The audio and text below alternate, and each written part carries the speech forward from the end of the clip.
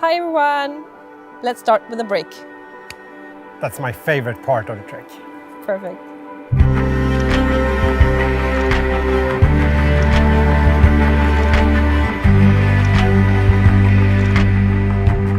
So why is it so important to take a break? Well, for obvious reasons. Taking a break, you can refuel a little bit, both get something filling in your stomach, but also water. Very important.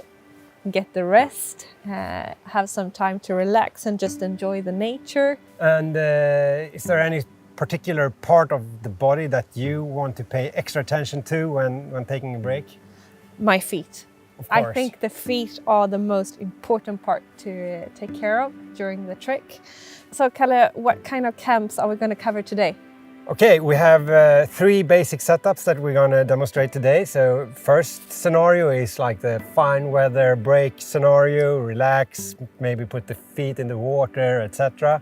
And then I've brought the tarp so we can create some shelter and protection from the elements if we have rain and wind. And then we have the tent, which I think is an excellent choice if you are on the mountain and you have nothing that protects you and you get caught in rain. But we do also have a super nice bonus, so stay tuned for that one. So this is basically the first setup that we're going to talk about. It's a very nice day, so we don't really need any other shelter.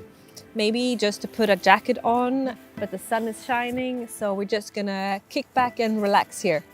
Even though the weather is really nice, I start with my regular routine, and that is to take off my boots.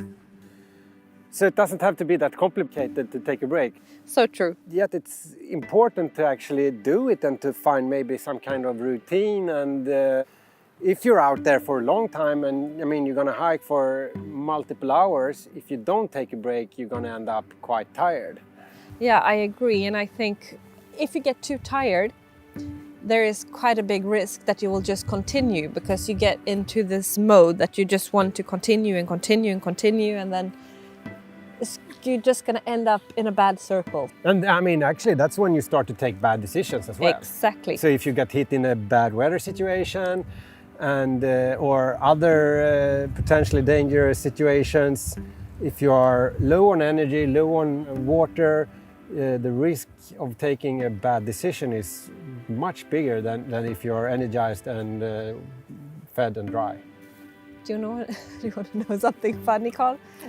I did make some blueberry buns. Yeah. But I ate them all last night. They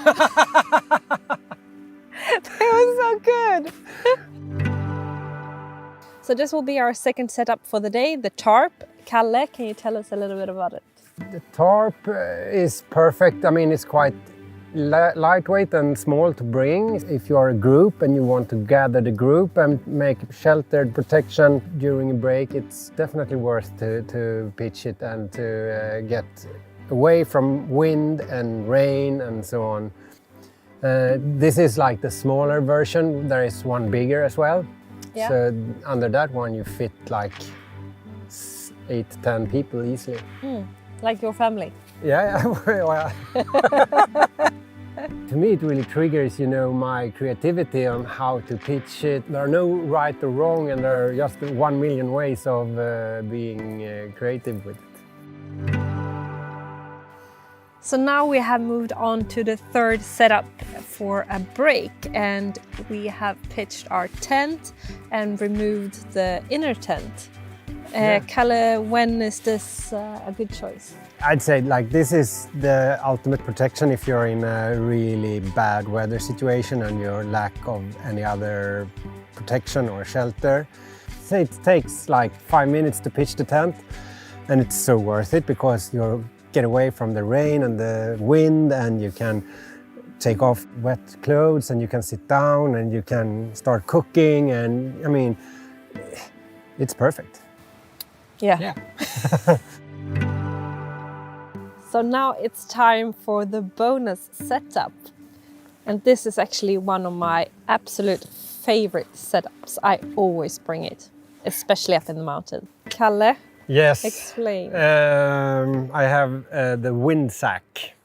So this is basically your emergency shelter if you are like in a super exposed area on the mountains somewhere and you don't have your tent, so you can't practice setup number 3 that we just showed. Maybe you're on a day trip or something in the mountains, wintertime or summertime. It's always good. It's quite lightweight and this one fits like 3 persons.